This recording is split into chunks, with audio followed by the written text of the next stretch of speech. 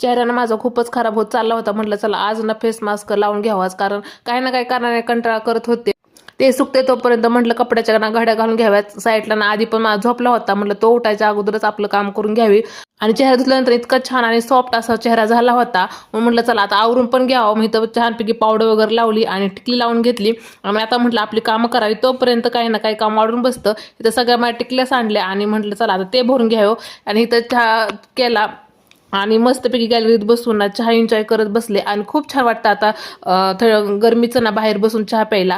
आणि त्यानंतर आधी उठला, त्याला चारलं वगैरे आणि त्यानंतर लागले होते संध्याकाळच्या स्वयंपाकासाठी. इथं कांदा टमॅटो भाजला आणि सिंपल अशी सुकटची ना भाजी बनवली होती, एकदम सिंपल अशी बनवली होती. आणि कशी केली तर ना ती भाजी छानच लागते. आणि त्यानंतर संध्याकाळी ना ह्यांनी ना दूध पिशवी घेऊन आले होते. आणि मग तेच मला गरम करायला ठेवायचं होतं. आणि मी अगोदर आमच्या इथं लावलं होतं ते ना मी बंद केलं. आणि हे पण असं घरगुती दूध असल्यासारखं आहे, त्यामुळं मग हे घेऊन येतात. आणि त्यानंतर मग जेवण वगैरे केलं. आणि जेवण हे झाल्यानंतर ह्यांनी ना लस्सी घेऊन आले होते. आणि संध्याकाळचं आता जेवण केलं ना काही ना थंड खावं असंच वाटतं, म्हणून हे आणि काही ना काही घेऊनच येत असं थंड.